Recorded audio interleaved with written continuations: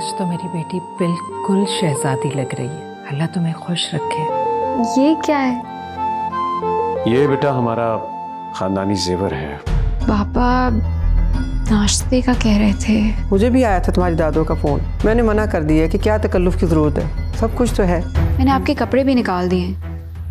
Come on यार, अपने कपड़े खुद निकाल सकता हूँ मैं भी थोड़ा सा ड्रामा करूंगी कि मेरे पीछे फ्रॉड हो गया और हमें इस वक्त फाइनेंशियल सपोर्ट की जरूरत है।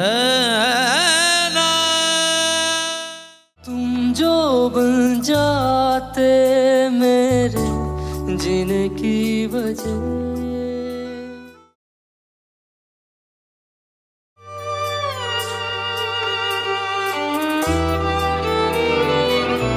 तुम जो बन जाते मेरे जीने की वजह।